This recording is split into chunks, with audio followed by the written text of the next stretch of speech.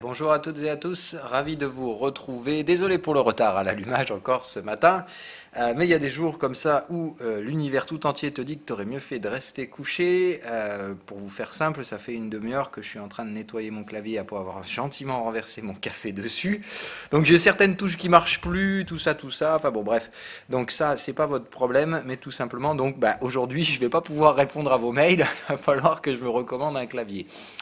Euh, Bref, ça c'est pas très important. On va essayer malgré tout de faire quand même le minimum syndical parce que je sais qu'il y en a beaucoup qui vont attendre de savoir ce que j'ai à dire sur les cryptos. Donc on va en parler et bon, on va essayer de jouer quand même le jeu, de faire un exercice de recherche de schéma intraday.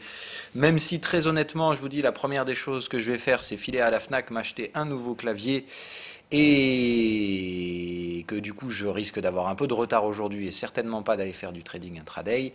J'aime pas trop analyser un truc que je vais pas trader, mais on va faire l'exercice quand même ce matin pour des buts pédagogiques. Et puis voilà. Allez, donc on commence. Crypto, donc on travaillait sur la zone et il fallait pas que ça réactive au sud. Ça réactive au sud et tout le monde doit paniquer.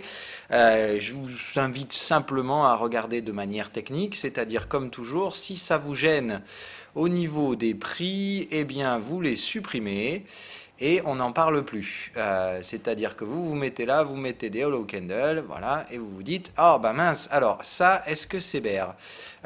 Oui, mais à quel stade de maturité de la tendance bear on est? On est très très très mature dans la tendance baissière. On est même théoriquement sur des signaux d'achat là, là et là. Et donc normalement, il n'y a pas de raison de s'inquiéter. Maintenant, il faudrait arriver à retourner le canal de tendance. Et ben voilà, ce qu'on voit, c'est que ça n'arrive toujours pas. Et quand on remet les chandeliers, on voit qu'au lieu de traverser le canal de tendance pour l'orienter à l'achat, on tente à rejeter un petit coup. Maintenant, quand on a ça, on regarde l'autre indicateur, c'est-à-dire que dans l'information technique des prix eux-mêmes, de suivi des prix, montre que ici, ça aurait été mieux d'être boule et ça semble partir dans l'autre sens. Maintenant, on regarde le momentum, bon, on est proche de zéro, c'est-à-dire si vous appelez ça un momentum baissier, on n'est pas vraiment d'accord. Et puis d'un autre point de vue, si vous prenez vos Fibos, on est que dalle, quoi. On est sur du 38% de retracement du mouvement haussier. Est-ce que c'est bear ça? Non. Donc faut pas flipper, je pense. Deuxièmement, est-ce que la bougie est clôturée? Non. On peut très bien avoir l'opposé de ça, hein, la réciproque de ce truc-là. Et très sincèrement, voilà, si on clôture ce soir ici avec une mèche basse de 10%, vous savez ce qui va se passer derrière. Pour moi, c'est pas compliqué. Maintenant, ça n'aurait pas franchement dû se produire comme ça, mais ça veut surtout dire une chose, qu'on est peut-être juste en train de freiner le timing. Ça, c'est pas gênant, d'accord? Ça veut juste dire qu'on prendra plus de temps et que la vague 2, elle va probablement se terminer là par un flat.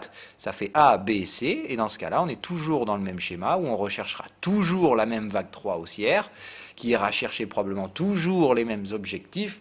Autrement dit, ça change le timing, mais est-ce que ça change le scénario? Non. Donc, pour ma part, il n'y a pas de raison de flipper. Tant qu'on ne va pas installer des clôtures sous les 50% du canal de tendance, je dirais qu'il n'y a pas de raison de s'inquiéter. Si évidemment, par contre, on se dirige dans la partie basse du canal de tendance, c'est-à-dire un biais baissier, dans un canal de tendance baissier, dans une tendance baissière, là, ce sera plus emmerdant.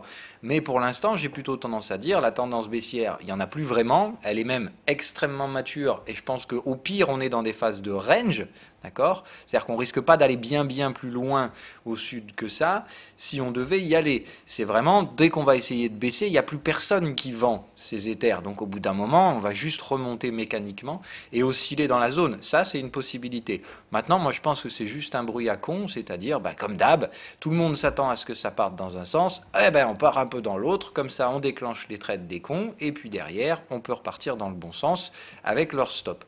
Donc, moi, je ne m'inquiète pas plus que ça. On va aller regarder un autre indicateur qu'on regardait de temps en temps, qui était donc ETH, USD long et short. On va aller regarder s'il y a quelque chose qui ressort de ça. Non, rien de spécial. Donc il n'y a pas de truc historique. Hein. Vous voyez, là, ici, à la limite, oui, où il y avait un spread complètement taré entre les volumes acheteurs et les volumes vendeurs. Enfin là, c'est les momentum de volume acheteur et de volume vendeur. On va regarder d'un point de vue... Hop. Donc les ETH USD longues. Ratio, ok. Bon, il y en a un qui a fait un ratio, c'est pas mal.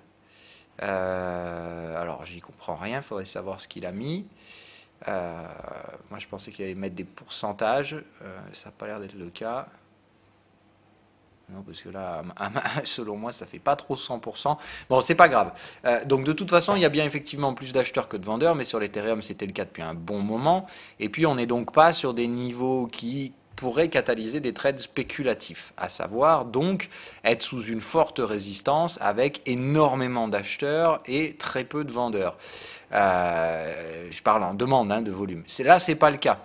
Je pense toujours qu'on est dans un schéma ascendant. Maintenant, bah voilà, je pense qu'on piège les cons, c'est-à-dire tous ceux qui étaient super euphoriques. En plus, d'ailleurs, je me souviens avoir vu passer un article hier soir et je me suis dit, oh putain, c'est pas cool. C'était le sentiment haussier sur Bitcoin à son plus haut depuis 5 mois. Donc je me suis dit, ah oui, merde, depuis 5 mois, ça veut dire on revient à l'euphorie d'ici. Oh merde, c'est gênant.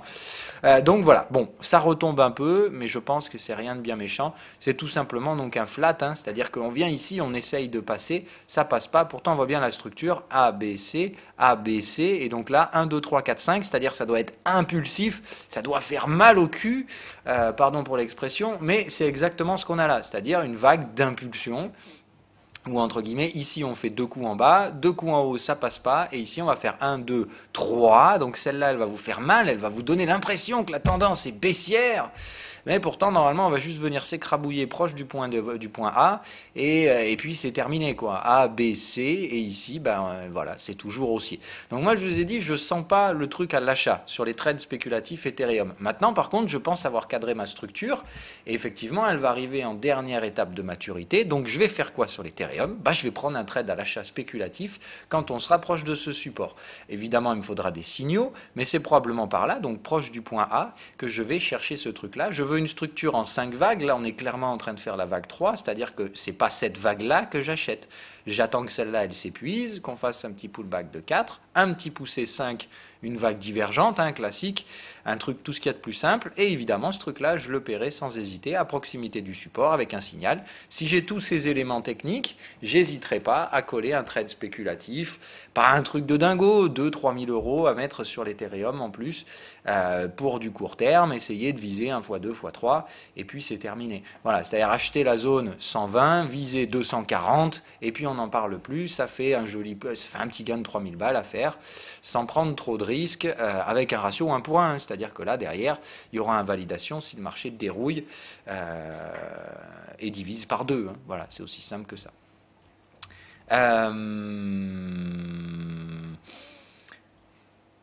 Du coup, même chose pour les bitcoins et tout ça, je traite tout pareil. Donc voilà, je cherchais ma structure de range. Je vous ai dit là, ça me paraissait quand même un peu court pour du range.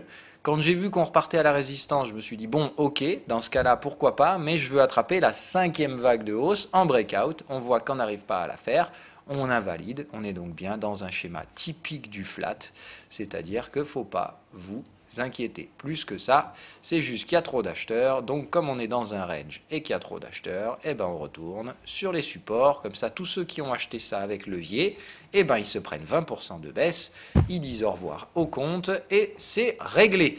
C'est toujours pareil, c'est aussi simple que ça. Ici, n'importe quel couillon qui a tradé avec un levier 5, il est mort parce que le simple fait de retourner dans le bas du range, c'est-à-dire on ne change absolument rien à la stratégie acheteuse, le marché reste acheteur, mais simplement un contre-pied de 20% va dégager tous les conos qui ont pris ça avec un levier 5. Et ça leur dit au revoir le compte, le margin trade ne peut pas tenir, le broker ferme la position, merci, au revoir, et du coup je vais pouvoir racheter tes bitcoins et tes Ethereum à bas prix sur un support à cause de ta décision merdique. Rappelez-vous, on prend toujours un bon prix en général parce qu'un imbécile fait l'opposé sur ce même prix. Alors souvent l'imbécile il le fait sur un autre time frame, ce qui fait que c'est pas très grave, mais là tout le monde traite le même time frame sur Bitcoin, il n'y a rien à faire à court terme.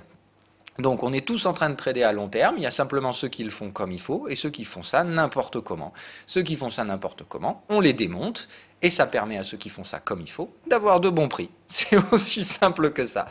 Voilà. Bref, donc, pas d'inquiétude pour ma part, vraiment, vraiment pas. Même au contraire, maintenant j'ai ma structure, elle est claire. J'attends donc que cette vague impulsive. Donc, vous allez voir parler les imbéciles sur les réseaux sociaux. Et c'est même très bon signe. Vous allez les voir parler de tendances baissières, alors que ce n'est absolument pas le cas. Et donc, il ne faudra pas hésiter à chercher des achats proches de la zone 50, proche du support précédent, donc vers les 120 $ et en dessous.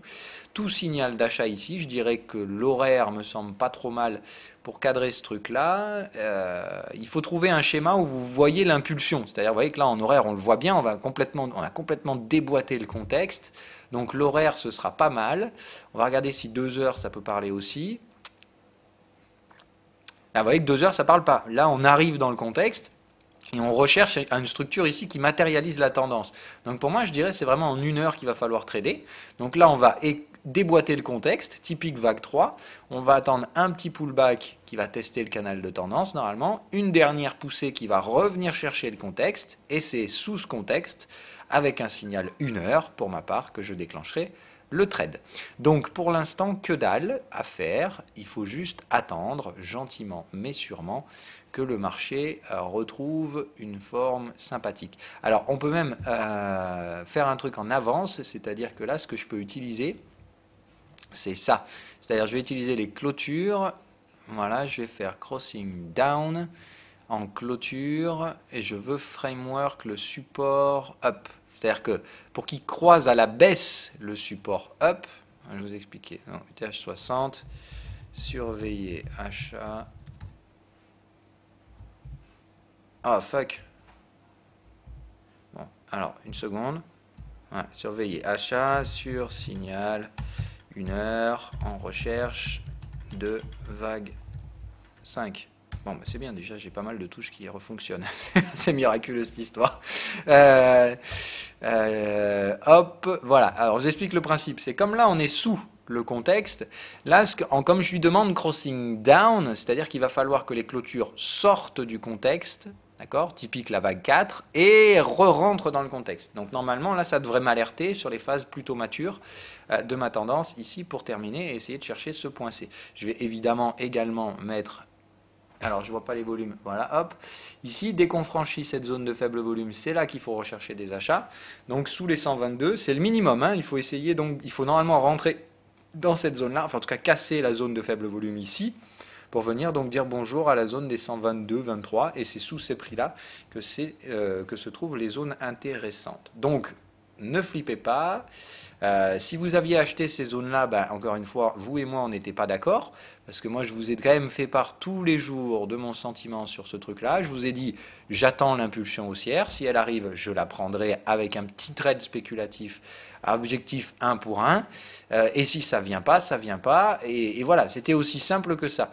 Et je ne trouvais pas la structure suffisante pour considérer un renfort sur Ethereum. Maintenant que la structure, pour moi, elle est assez claire et identifiable, maintenant, on est dans du range. Je vous rappelle qu'il n'y a pas plus difficile à trader que les ranges. Par contre, quand on a une structure bien claire et identifiée et un range mature, ça limite les possibilités. Parce qu'un range, je vous ai dit, ça peut être quoi? Ça peut être un triangle, ça peut être un biseau, ça peut être un flat extended, un running flat.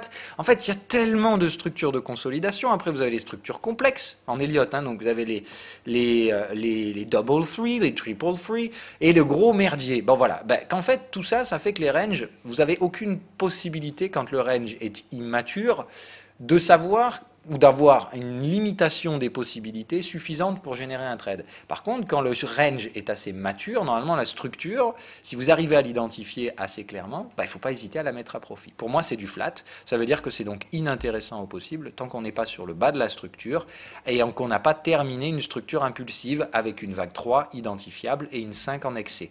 Là, on fait bien la 3, j'attends la 5 pour me positionner. Si ces conditions ne sont pas remplies, je ne fais rien. Voilà, c'est aussi simple que ça. Allez, maintenant marché classique sur le Daxou, on en est où? Donc on respecte toujours un scénario intraday, donc on va dire bonjour au DAX en daily sur les contrats cash, donc les contrats 9h, 17h30. Et voilà ce que ça donne. Donc c'est sous une résistance. Hier, ça rejette. Et ce matin, ouverture en léger gap baissier et mèche basse. Donc le marché tergiverse. Dans la structure, je dirais qu'on est typiquement dans une 4, c'est-à-dire 1, 2, grande 3, hein, on la voit bien, la belle bougie impulsive, 4 ici, et donc une petite 5 à venir, je pense, pour venir dire bonjour à mes 11 050. J'ai toujours mon achat DAX, hein, qu'on soit bien d'accord, et hier j'ai vendu en intraday, j'ai toujours l'achat DAX, ce prix en bas, qui vise toujours les 11 050. Donc pour l'instant, ce trade, je le laisse jusqu'à preuve du contraire, et on va donc aller voir en une heure ce qu'on a ici. Ça correspond typiquement à ce que je recherche, on voit bien la structure, vague 1, 1, 2, la grande 3, ça sous 4, la grande 4, la 5, là on revient refaire la 4 majeure, d'accord, on revient chercher le canal de tendance, ici on devrait retrouver normalement un support, soit ici, soit à 38,2 sur les 10 007, normalement on rachète ce support, et on doit viser normalement donc les 11 050 ici, qui est donc l'objectif Fibonacci. Et typiquement, on aura donc fini un schéma 1, 2, 3, 4, 5, et ici ABC à venir derrière, probablement pour revenir chercher les 10 500. Donc le schéma est toujours le même, on reste dans un schéma plutôt acheteur, mais on est dans une vague consolidante, type vague 4, au sein de ces vagues de hausse. Donc si on vient sur les contrats futurs, ce qu'on va trader, on fait toujours notre petit tour en 15 minutes pour regarder comment se comporte le contexte, essayer de trouver donc un contexte qui représente ce schéma de vague 4. Bon ben voilà, pour moi c'est propre, c'est ça qui représente le mieux, voire peut-être le 30 minutes. On ne l'utilise pas souvent celui-là, mais on va essayer de voir si 30 minutes au niveau du contexte, c'est pas plus mal. Non, ouais, non, c'est vraiment pas... Bon, alors celui-là pourrait fonctionner quand même, hein, parce qu'on voit bien donc la vague 1, la vague 2 qui revient chercher le contexte, la 3 qui déchire le contexte, et donc la 4 ici qui travaille au niveau du canal de tendance. C'est pas complètement débile en fait, le 30 minutes pourrait être pas inutile dans ce schéma, dans notre schéma ici. Ça pourrait être pas inutile du tout. Dans ce cas-là, on a le signal d'achat ce matin en 30 minutes qu'on retrouvera dans ce cas-là sur le 5 minutes. Okay. Donc normalement, notre canal de tendance 30 minutes, ça doit être le contexte 5 minutes. Exactement. Voilà. Donc là, normalement, ce matin, on a bien un bel achat ici en bas, hein, propre, qui se met en place tout doucement. Voilà. Moi, ça me paraît pas mal. À voir ce que ça peut donner. Alors moi, je ne vais peut-être pas racheter là tout de suite, mais ça ne me paraît pas inintéressant comme structure en l'état. Tout ça, on s'en fout. Je vais juste le supprimer. Hop. Voilà. Bon, alors le 5 minutes, je ne le regarde pas souvent en général. Donc c'est un peu comme vous le sentez. Mais 5 minutes, je trouve qu'il représente pas mal le truc, hein, dans la structure actuelle. Je dirais que le 30 minutes est plus pertinent que le 15 minutes. Maintenant, bon, c'est vrai que c'est un time frame qui est quand même assez peu utilisé. Et le 15 minutes ici fonctionne également, hein, parce que normalement ici on a une structure de range complexe qui fait exactement bien le boulot. Hein. Là aussi on voit bien la vague 1, la 2 dans le contexte, la 3 qui déchire, et ici donc la 4 qui revient chercher une nouvelle fois le contexte. Donc là on est bien, hein, pour moi, pour des achats en 15 minutes. Donc je dirais, vous choisissez ce que vous voulez. En 15 minutes, on a donc le Fibo ce matin qui semble être payé. Donc le même, ce dont on parlait tout à l'heure. Hein, c'est-à-dire soit ça achète là, soit on revient chercher la 4 majeure ici à 10 700. Donc sur le DAX, il y a un peu deux options ce matin. Soit on paye ici au niveau du Fibo à 10 008, mais je pense qu'on met un stop ici en cas de clôture sous les 10 776. Le ratio risque-rendement n'est pas inintéressant. Et là, les clôtures 15 minutes qu'on a actuellement sembleraient signaler une reprise. Bon, maintenant, ce matin, on a quand même bien dérouillé, hein, c'est-à-dire que là, on est quand même bien loin sous le contexte. Moi, je serais quand même un peu prudent, c'est-à-dire que j'attendrais peut-être un petit excès de plus pour emmerder le monde et essayer d'aller justement chasser les stops sous 10 700. C'est-à-dire que là, comme on est vraiment trop sous le contexte, il y a quand même price OK, c'est-à-dire qu'apparemment, c'est dans une mesure acceptable selon l'indicateur. Bon, voilà, les signaux sont quand même relativement faibles. Moi, j'attendrais probablement quand même une petite divergence, à savoir donc une dernière petite poussée pour faire parler les cons du DAX, essayer de voir si donc on ne pourrait pas essayer d'avoir un truc ici, là où il y a probablement des stops qui essaye de se déclencher. Ou alors on achète, mais avec un stop assez large. Je pense dans ce cas-là, il faut que le stop soit sous la zone 38,2, c'est-à-dire je dirais un stop de plus de 150 points de stop. Donc dans ce cas-là, pour viser la même chose au nord, ça fait quand même pas très intéressant. Donc à voir sur le DAX. Dans ce cas-là, ça nous fait toujours le scénario en 2 minutes et le même schéma qu'hier, à savoir 2 minutes et 15 minutes à suivre. C'est-à-dire qu'on ne trade surtout pas contre quoi que ce soit qui arrive en 15 minutes. C'est-à-dire là-haut, comme hier et tous les jours précédents, il fallait chaque fois vendre à chaque fois qu'on allait dans ce contexte. Malheureusement, pas eu de signal de vente hier sur ce truc-là. Alors c'est assez bizarre, hein, parce que quand même on la voit bien, la divergence. Bon, enfin c'est bizarre, mais il n'y a pas eu de signaux ici. Hier, raison pour laquelle je n'ai pas repris de trade. Hein. J'ai sécurisé 50% par là hier. Je n'ai pas repris ici. Et j'ai TP final par là, je crois. C'est ça. Voilà. Donc voilà. Mais j'aurais pu normalement reprendre un trade ici si j'avais eu un signal. Je ne l'ai pas eu. Je n'ai pas renforcé. Donc en 2 minutes, à quoi ça ressemble? Oh là là, c'est du merdier ce matin. Je vois à peine, en plus avec le soleil. Bon, on ne va pas se plaindre, il y a du soleil, mais hop. Ok, donc le canal de tendance est là. Donc là, vous voyez, c'est un peu ping-pong entre les deux. Donc là, on est pile poil sur les 50% du canal de tendance, c'est-à-dire des prix complètement inintéressants, enfin des prix moyens, des prix de moyenne. Donc, ouais, moi je dirais quand même, ça c'était intéressant. Tout ça, là, ce matin, c'était des prix intéressants. Il y a eu un seul signal, ici et tout en bas. Voilà, donc c'est celui-là. Il n'y avait que ça ce matin d'achat possible, en respect de la stratégie en 2 minutes. Donc là, normalement, vous êtes acheteur avec un stop à break-even. Non, pas encore, parce qu'il faut aller chercher ça. Donc c'est-à-dire que là, pour vous mettre à break-even, il faut ça. Il faut venir chercher le canal de tendance là. Tant que c'est pas fait, je pense qu'il n'y a rien à faire. C'est-à-dire que là, en gros, vous attendez gentiment d'avoir la réponse du marché sur cette zone de prix. Et si ça retombe, vous sortez selon votre jugement. Maintenant, voilà. Moi, je pense que là, vu la tronche des box de contexte, c'est très très difficile de dire quel est le biais ce matin. Voilà, moi là honnêtement je ne peux pas me prononcer dans un truc pareil. Soit on retombe effectivement un coup et on va aller dire bonjour sous cette vague, sous cette borne de contexte, c'est-à-dire l'attaque, on va aller chercher les 70 comme on disait. On va essayer d'aller chasser quelques stops ici et de déclencher un nouvel achat. Soit ici, on a fait le plein ce matin à l'ouverture et effectivement, on va chercher le haut du canal de tendance. Donc là, c'est le plus neutre que ça, tu meurs. Hein, on oscille autour des 50%. Le marché va prendre une décision, mais alors là, si tu te positionnes là, c'est juste pas possible. Enfin, si, mais c'est pour ceux qui aiment bien lancer la pièce. Il n'y a pas de problème, hein, encore une fois, lancer une pièce et faire un pari 1 pour 1, c'est pas non plus insensé. C'est juste que ça, si vous faites ça sur le long terme, votre espérance de gain, elle est quasi nulle, puisqu'en réalité, vous tradez avec 50% de chance de réussir et d'échouer pour gagner la même chose que ce que vous pourriez perdre. Donc si vous faites ça et que vous reproduisez ce schéma statistiquement un millier de fois, vous allez gagner que dalle. Voilà. Et c'est pas ça que j'essaye de vous apprendre en trading. Maintenant, au coup par coup, si ce matin vous avez absolument envie d'être dedans dans le DAX, on a bien compris que dans tous les cas, il valait mieux favoriser les achats. Donc, j'ai envie de dire, si vous prenez un choix, il vaut mieux prendre le choix acheteur. Mais par contre, vous êtes conscient que si ça tombe, c'était 50-50. Voilà. Donc moi, je dirais, je fais rien parce que je m'en fous. J'ai toujours mon achat DAX. Donc, j'ai pas de besoin nécessaire d'acheter ce matin des prix pas très intéressants.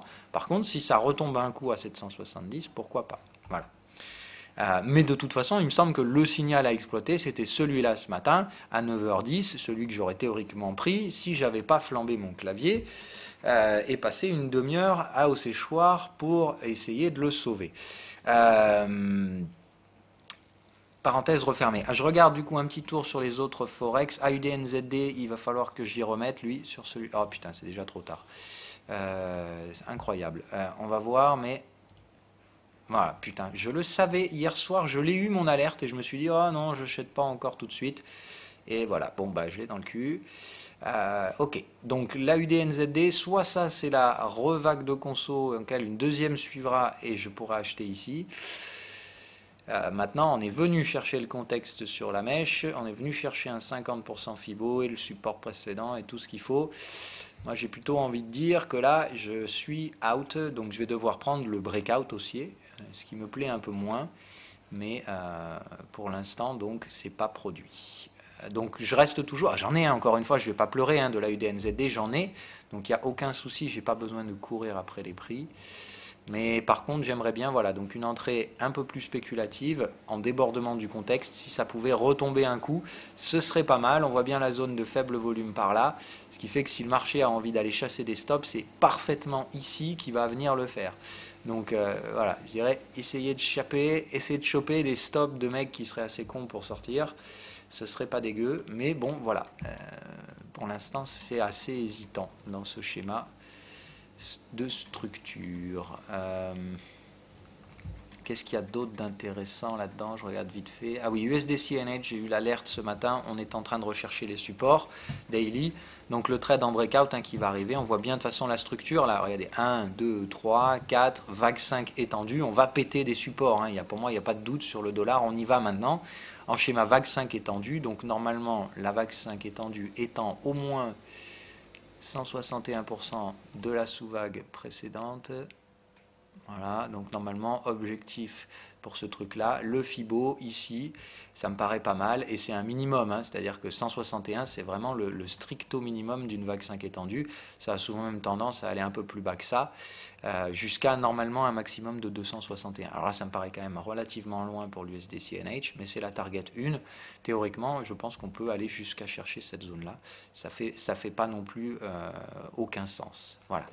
Disons qu'en tout cas, par contre, voilà, ce que ça veut dire, c'est que si on arrive par là, il faut obligatoirement sécuriser le trade. C'est-à-dire que là, il y a une limite pour encaisser ses gains. Si le marché va là, c'est out et merci, au revoir. Si le marché s'arrête en cours de route, ce qui semble quand même assez probable, parce qu'on a un gros cluster technique par là, vers les 6,70, je pense qu'il faudra quand même surveiller le schéma. Voilà. Donc là, on voit qu'on n'est pas toujours, on est toujours dans le schéma d'impulsion, qu'on va chercher donc normalement une vague 5. Étendue ici, ou une petite une, c'est possible que le dollar remonte aussi. Attention, on peut très bien avoir 1, 2, 3, 4, 5 en mode leading diagonal. Est-ce que quand même celle-là est bien rentrée dans la précédente? Donc ouais, à voir. Dans ce cas-là, peut-être un schéma où ici on va juste percer et s'arrêter. Alors voilà, ce que je vais faire, c'est comme ici sur l'USD CNH, j'ai des prix ici. Je ne vais pas m'amuser évidemment à prendre un risque stupide. J'ai pris des risques spéculatifs. Pardon. Oui, donc effectivement, là on est quand même bien rentré dans la sous-vague quand même. Ouais, il n'y a pas overlap du tout. Donc on serait plutôt effectivement donc là dans un schéma de type. Alors il faut voir si cette vague-là est supérieure à la précédente. Donc ça nous fait tac, tac. Alors là, elle est complètement. Ah, elle est supérieure. Donc on est ici avec normalement donc un schéma où cette vague-là doit être légèrement supérieure à celle-ci. Donc on va reprendre ça et on va y mettre vague C. Voilà, donc on doit aller plus loin que les 100% et je dirais donc on doit juste casser ce truc-là et normalement donc encaisser. Donc l'USD-CNH, je vais aller y encaisser une petite portion ce matin, au moins 25 et quelques pourcents, et viser un autre TP par là. Mais je pense que l'USD-CNH, il faut que je réduise mon risque, tout simplement parce qu'il y a une forte probabilité, alors que partiellement, comme je vous dis, 25 ou 30% de profit, je vais prendre, parce qu'il y a une probabilité quand même assez forte qu'on remonte ici, c'est-à-dire sur mes prix d'entrée, et dans ce cas-là, les 33%, je serais très heureux de les avoir sortis au support pour les revendre ici avec des prix bien plus attractifs et un stop clairement identifié ici, c'est-à-dire que là, je pourrais passer sur des trades en levier, c'est-à-dire là me mettre levier max spéculatif, avec évidemment le confort supplémentaire des prises de profit ici, que je vais ajouter au panier. Et évidemment, là, je pourrai enfoncer tous les trades en breakout pour démonter le support qu'on pourrait éventuellement chercher à constituer dans la zone actuelle. D'ailleurs, je vais aller m'exécuter tout de suite. Voilà, c'est chose faite. Donc j'ai sorti 33%. Voilà, comme ça c'est honnête. Ça risque d'aller un peu plus bas, mais c'est simplement, donc je sécurise mon trade contre cette possibilité-là. Et comme on est évidemment dans un schéma de leading diagonal, ici en général, quand ça se retourne, on se retourne vite. Donc là, vu qu'on est sur le support, j'en profite. Je prends sans attendre de signaux. Par contre, évidemment, je vais mettre une alerte ici, parce que là, ça m'intéresse clairement de revendre le bordel. La zone de faible volume, elle est là. Donc c'est par là que ça m'intéresse, sous la zone de faible volume. Là où les prix deviennent très attractifs à la vente. Hop. Voilà, donc ici, il y aura une vente pour ma part.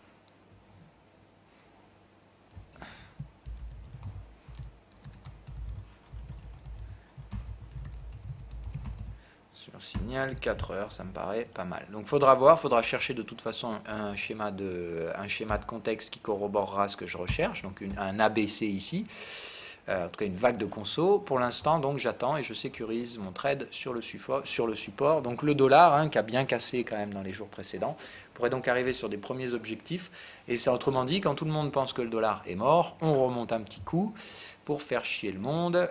USD MXN, je pense que je vais aller probablement faire la même chose. On arrive sur le Fibo dans le contexte. Y a-t-il du signal? Ouais, un sine wave, ok. Après donc un momentum assez moribond qui s'est mis en place. Ça me paraît quand même intéressant, hein, je pense, de sécuriser le trade ici sur ce niveau Fibonacci. Je vais aller le faire également. Allez, 33% de prise de profit sur USD MXN à faire. Hop, et là, bien évidemment, hein, donc je réduis, c'est-à-dire je repars sur des leviers inférieurs. Hein, je les avais renforcés, hein, donc là, simplement, comme elles ont été renforcées, je réduis tout ça, je reviens sur des leviers spéculatifs. Alors, c'est vrai que quelqu'un m'a demandé de remettre ces chiffres-là. C'est vrai qu'il faudrait que je pense à le refaire. Donc là, je reviens, je rencaisse 33%, je reviens sur du levier spéculatif. Le temps de savoir comment on va résoudre les problèmes d'indécision dans cette zone-là. J'attends donc la formation d'un range, et quand on cassera ce range, ou quand on aura proposé des niveaux intéressants, je reprendrai évidemment des ventes. Ici, donc, même chose, ce sera pour moi une entrée vendeuse à partir du moment où on revient tester cette zone, sur des signaux évidemment plutôt intraday, donc de type 4 heures. Sur ces zones-là, je n'hésiterai pas à travailler. Le reste, j'ai envie de dire que dalle. Tesla, tiens, oui, on va en parler. Donc on est bien, hein, Tesla, j'ai déjà pris mes renforts, je ne touche pas. En daily, ça travaille. Hier, on fait donc une inside bar, c'est-à-dire qu'on vient clôturer à l'intérieur de la bougie précédente sans en avoir cassé ni le plus haut ni le plus bas. Ça montre bien qu'il y a de l'intérêt sur ces prix et qu'on rejette donc bien pour l'instant au-dessus des 50% du canal de tendance. Donc à voir, j'aimerais bien qu'on réactive pas cette tendance, hein, c'est-à-dire qu'on vienne bien la démonter pour montrer à tout le monde que c'est plus bullish ce truc-là. Bon, pour l'instant, les mecs y croient toujours, c'est-à-dire que s'ils arrivent à constituer un support ici et à me démonter le stop, eh ben c'est moi qui perds, hein, c'est toujours un jeu de baston, acheteur-vendeur, j'ai pas dit que j'étais plus intelligent que les acheteurs, ils ont leurs raisons, j'ai les miennes, on choisit chacun un camp et l'un de nous deux gagnera. Simplement, si tout le monde a bien géré ses risques, eh ben, celui qui gagne gagnera le pactole, celui qui perd perdra pas grand-chose, et puis on recommencera la même baston demain sur un autre actif ou sur le même, et évidemment on redistribue un nouveau jeu de cartes à chaque fois. Donc c'est la même chose qui se produit, le seul truc c'est que ceux qui gagnent du pognon dans le marché, c'est juste ceux qui font pas ça n'importe comment. Donc voilà, le principe c'est là, il y a la bataille, si ça passe, évidemment je vais me gaver, si ça passe pas, c'est pas grave, je saluerai mes opposants acheteurs, et je leur dirai juste à la prochaine pour recommencer une nouvelle fois. Ici c'est une zone pour les vendeurs, d'accord, c'est-à-dire les acheteurs supportent là, les vendeurs résistent là, et l'un des deux camps va l'emporter sur l'autre et péter les stops. Donc, moi pour l'instant je suis plutôt confortable, parce qu'avec la vente là-haut et la prise de profit partiel, je perds pratiquement rien aujourd'hui à l'invalidation. J'ai quand même un petit risque, si ça échoue, je vais quand même perdre un peu, mais c'est pas grand chose. Par contre, évidemment, si ça défonce au sud, je vais pas hésiter à renforcer comme un cochon. Mais pour l'instant, on y va tout doux. Ça fait deux supports de fait sur le bas du canal de tendance, autrement dit, on y retombe et c'est tout bon et c'est tout gagné. Ça aura fait première impulsion baissière, A, B, C, deuxième impulsion à suivre, et je pense que cette fois, celle-là pourra dire bonjour et casser le bas du range. Autrement dit, ça fera vague 1, 2, grosse vague 3, puis 4, 5 à suivre le schéma qu'on avait donc marqué ici. Mais pour moi, il y a tout ce qu'il faut cette fois pour qu'on sorte de façon durable de ce range qui me semble bien mature. Mais donc cette fois, normalement, une zone à casser sur le canal de tendance si ça se produit. Donc là, je vais quand même mettre sous. Voilà, il faut quand même basculer sous. Hein. Comme j'ai un confort sur la zone de prix, que je renforce ici ou ici, ça change que dalle, hein, qu'on soit bien d'accord. Donc je préfère ici prendre peu de risques. Il faudra qu'on vienne casser ces zones-là, hein, et pas juste venir ici faire un troisième contact, sinon là, ce serait pas bon. Le reste, ça bouge pas. Oh putain, Morel, ils ont rendu tous les gains? Ah non, ok, je suis con, c'est ce matin. Donc voilà, Morel, c'est bien, ça va chercher l'objectif. Je surveille, hein, donc le momentum est suracheté. Donc là, évidemment, on va arriver sur le canal de tendance, la zone à sécuriser dans très peu de temps. Donc voilà, je vais mettre une alerte ici dès qu'on y arrive. Il me semble que... Alors, je peux faire target 1 et je vais mettre mon alerte sur le canal. Hop, donc Morel, crossing... le canal de tendance, trend résistance, hop, TP1, 50%. Voilà. Donc là, dès qu'on arrive sur ce truc-là, je sécurise le trade. Signal ou pas signal, hein, là, il y a quand même eu un très très joli gain en latent. Il est hors de question que je laisse s'effiler. Donc c'est probablement, je compte un petit 20% de gain là-dessus. À faire sur ce trade, à trade TP 50%, puisque j'ai des prix très attractifs. Donc je préfère conserver mon risque pour pouvoir évidemment construire un levier, enfin pas un levier, mais construire une pyramidalisation sur la deuxième vague ici. C'est-à-dire que si je garde 50%, c'est pas parce que, voilà, théoriquement, ce serait attractif de tout sortir là et de balancer la sauce ici. Mais moi, je préfère garder ce trade-là, comme ça, mon prix de revient moyen, il restera faible ici, ce qui fait que je pourrais tranquillement prendre mes trades en renfort derrière. Bon, enfin bon, ça c'est ma sauce à moi, après chacun fait comme il veut. Gold et Silver, on en a déjà parlé, ça tergiverse, mais les prises de profit sont déjà réalisées, donc ici, j'ai pas de raison de m'inquiéter. Mais je vois pas, voilà, je vois pas de raison. Je pense qu'on peut se mettre une dernière petite vague. Par contre, ici, je sors hein, sur le gold, si on va le chercher tout ce merdier. Donc c'est le dollar. Hein. La grande question là, c'est donc dollar à horizon les prochains jours. Savoir donc si le dollar nous tente un petit rebond par là. C'est-à-dire tente de se stabiliser et nous fait le rebond ici. C'est pas impossible. Hein. C'est-à-dire, il essaie de se battre le dollar. Hein, et on a bien compris ce truc-là. Parce qu'en face de ça, bah, l'euro n'est pas nécessairement ultra fort non plus. Hein. La BCE reste toujours aussi molle que possible. Donc voilà, le problème c'est que ça manque de force en face. Alors le yen était fort, mais il l'est un peu moins.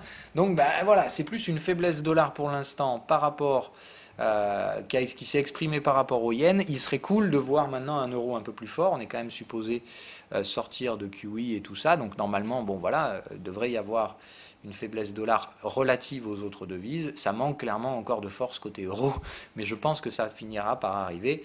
En tout cas, c'est cette force de l'euro que je recherche pour essayer donc d'enfoncer complètement le dollar. Mais je pense que ça n'arrivera peut-être que dans la prochaine vague. Donc peut-être ici, imaginez qu'on va essayer de venir chercher ce canal, le tenir, rebondir un coup, venir s'échouer sur la médiane de ce dernier, et puis après, évidemment, déclencher une tendance. Donc le dollar, je pense que ceux qui ont pris beaucoup de risques, enfin ceux qui ont pris des risques spéculatifs comme moi, si vous avez des bons prix, c'est-à-dire si vous avez spéculé très très bien et que vous avez les prix en haut là, il n'y a aucune raison de flipper. Vous abaissez les stops, point barre. Par contre, si comme moi, dans toute cette phase de marasme, vous vous êtes fait balader, moi j'avais des prix de revient moyen par là sur le dollar, hein, ce qui fait que c'est franchement pas fantastique et je vais probablement les retrouver si on a un pullback. Dans ce cas-là, j'hésite pas évidemment à sécuriser un peu des gains.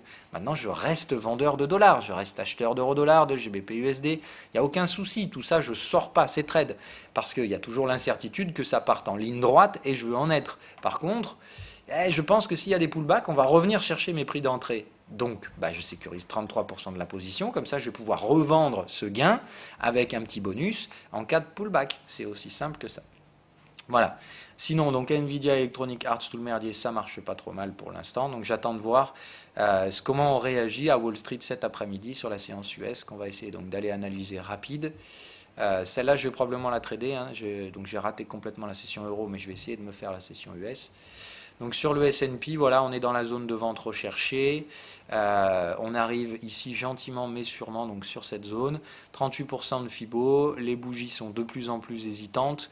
On est toujours pour moi en tendance baissière, ce qui veut dire qu'à mon avis ici d'un coup on va se reprendre une grosse rouge que les gens n'auront pas vu venir. Donc il faut faire attention, mais moi je pense que ça va revendre Wall Street dans pas longtemps. Le schéma c'est confus. C'est très confus, mais pour l'instant, on est toujours en train de grinder. Bon, après, là, il y a un gros signal de vente, hein, quand même, là, en 1 heure ce matin. Enfin, hier soir, pardon. Donc là, Wall Street, ça vend en plus dès ce matin, là. Donc, moi, je veux pas être méchant, mais bon, Il reste théoriquement l'achat de vague 5 du DAX, mais là, ça semblerait dire qu'on risque de se prendre une cartouchasse cet après-midi avec les US. Hein. Enfin, moi, je vous dis ça, je dis ça comme ça. Il y a un petit gap courant ici. Alors, c'est pas un gap courant, c'est un gap d'accélération, puisque voilà, c'est un gap qui a déclenché la vague 3. Donc ici, on a un petit gap courant non refermé. Effectivement, ça peut être un objectif technique, on va voir. Ça pourrait être l'objectif de la vague 5 de la zone euro, c'est-à-dire en gros on consolide un peu comme le fait le DAX aujourd'hui, on remet une dernière vague de hausse, et ici 620, Fibo, Gap, la totale, ici on reprend la main en tant que vendeur. Ça ne me semble pas absolument stupide comme théorie. Maintenant, normalement, on doit rester sous ces gaps, ce qui veut dire que j'ai plutôt envie de dire que ça c'est la zone où on place ses stops, c'est-à-dire que les invalidations vendeuses seraient placées au-dessus. Voilà, moi je dirais plutôt ça, c'est-à-dire essayer de vendre en swing, ici avec un stop là. Et évidemment, plus on monte, plus les prix sont intéressants pour jouer ces stratégies-là, en sachant que pour ma part ici, il y a déjà le signal vendeur. Je ne l'ai pas vu. Hein, voilà. Maintenant là, moi je ne trade pas sur le cash. Hein. Les signaux techniques, je ne les trade pas. Là c'est juste, je regarde la structure de prix sur le cash. Donc on va aller noter que 2646 pour un stop, c'est pas mal. On va aller le reporter ici, donc 2646, 2651, voilà, on va dire, c'est pour une invalidation, c'est pas mal. Donc le gap qui s'était produit par là, je crois, donc de mémoire, donc on va le garder comme ça. Ouais, voilà, on voit bien, donc sur les futurs, voilà, moi je dirais dans ce cas-là, la vague 3, elle se termine là, voilà, donc il nous reste toujours une 4-5 à faire, tout comme on l'a sur le DAX ce matin, donc ça semblerait donc tergiverser un petit coup. Donc 1, 2, 3, 4 et une vague 5 inférieure à la 3, puisque donc ici on était en vague 1 étendue. Donc normalement on a hop, la 5 inférieure à la 3 ici.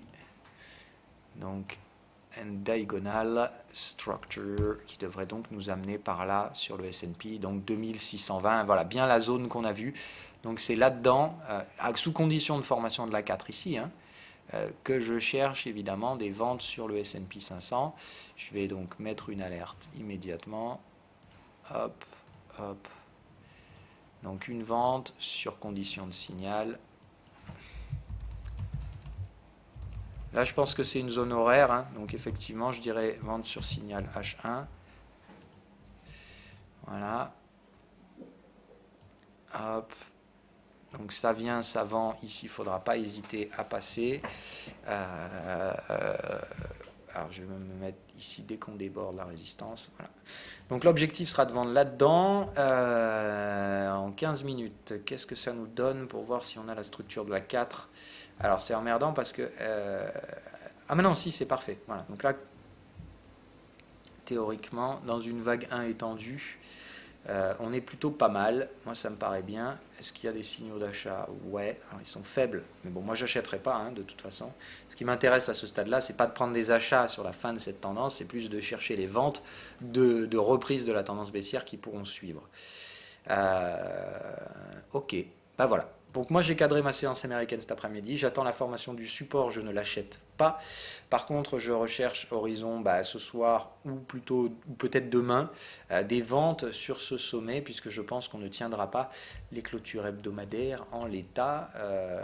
On va voir ce que ça nous donne, mais donc le S&P 500 en hebdo, voilà, on tente la bougie haussière, ça fait déjà 3 semaines de hausse, hein, je pense qu'effectivement c'est hop, on vient chercher les 620, on trouve des vendeurs et on clôturera probablement la semaine avec une mèche haute, c'est-à-dire qu'on reviendra probablement clôturer proche des 50% de la bougie qui s'est fait à 2525, c'est-à-dire vous dites voilà en gros ça fait ça, on va aller chercher 620, un truc comme ça, et on reviendra probablement clôturer sous les 575 pour faire donc laisser une mèche haute d'indécision et derrière on verra bien ce qu'on fait la semaine prochaine, est-ce qu'on enquille au sud effectivement ou non. Mais donc pour l'instant ça me paraît plutôt pas mal sur ces structures donc hésitantes sur le S&P 500. Moi théoriquement ici je ne sais pas trop quoi penser, mais je pense que on risque de faire des triangles ou des trucs comme ça, mais les structures me semblent quand même assez hésitantes par là, et on voit bien le ABC, hein, voilà, donc je dirais bien ABC, ABC, ABC, ABC, triangle d'indécision, et puis derrière on reprend les baisses pour la pour le sell in may go away. ou des hausses, on verra bien, mais en attendant, d'ici là, je pense qu'il faut spéculer sur du range et qu'on est probablement sur le haut de ce range, en tout cas en approche et en recherche du haut de ce range. Allez, je vous laisse parce que 44 minutes c'est un peu long et ça suffit pour aujourd'hui. Bye bye, bonne journée et à demain pour la clôture de la semaine.